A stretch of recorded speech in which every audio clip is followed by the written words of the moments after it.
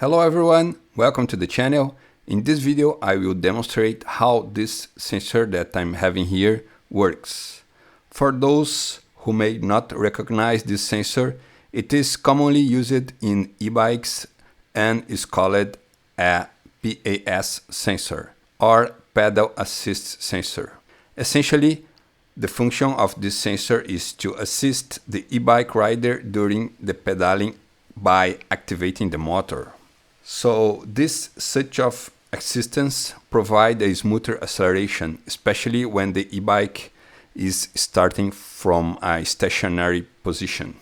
When you purchase or inspect any e-bike with PAS sensor, you may notice that it consists of two parts, the sensor itself and the magnetic disc. The disc, as you can see, it's a circular disc with magnetics attached. It is usually mounted near the crank arm or pedal area of the e-bike to help to detect movement.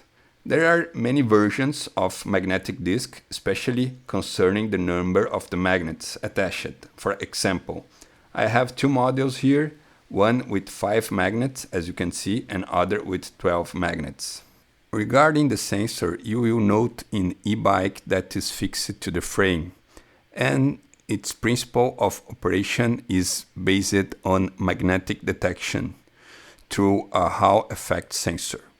So when any magnetic passes in front of the sensor, it detects the magnetic fields and sends a signal to the e-bike controller to start the motor. So that's by this way that this sensor operates.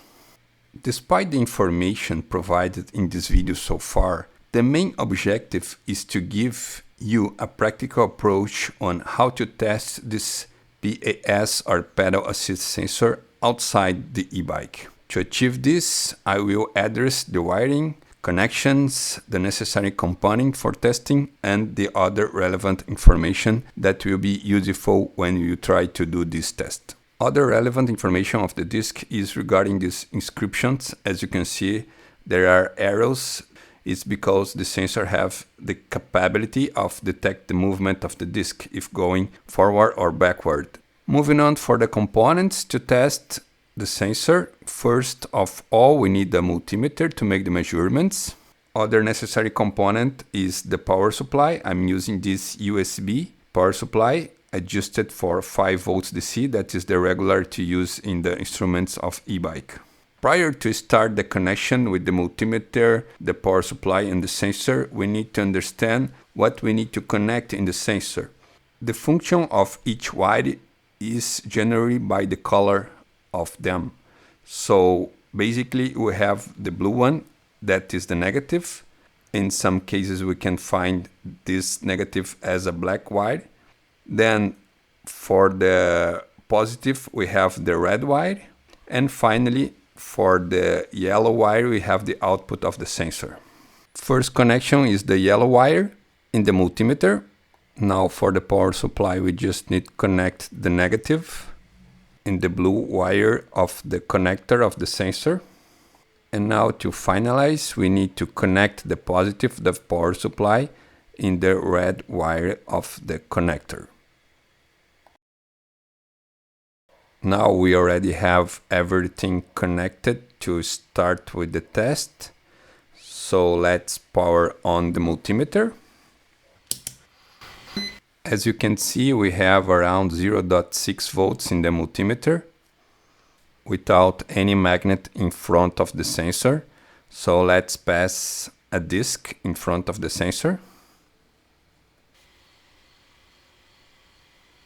So we have the transition for 0 and then returns to 0.6.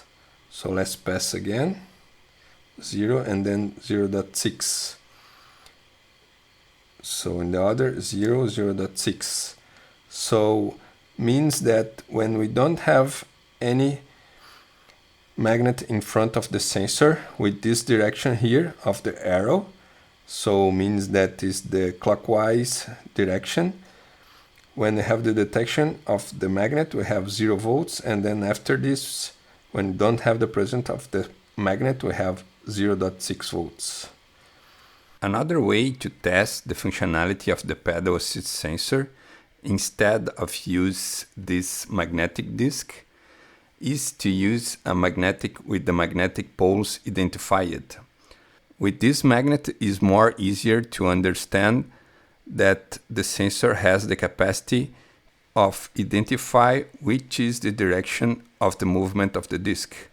For example, here I'm movement in the anti-clockwise direction. We have 0.6 volts when there is the presence of the magnet in front of the sensor. And in the other hand, when you have the clockwise movement, means that the magnetic moving left to the right. We have 0 volts when there is the presence of the magnet in front of the sensor. And without the presence of the magnet, in the output that is 0.6 volts.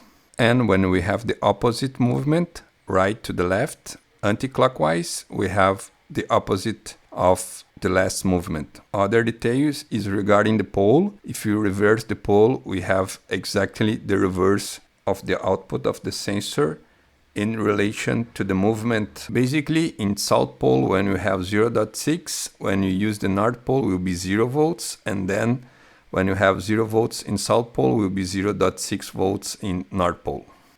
So basically, with this understanding of the behavior, we need to realize that the arrow in the disc is important because we will inform to the sensor which will be the direction that the e-bike needs to follow to send the information for the controller and start the motor when moving in forward direction.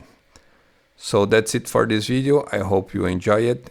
If you like this content, please consider to subscribe of the channel. And if you like this video, thumbs up, and see you soon in the next video.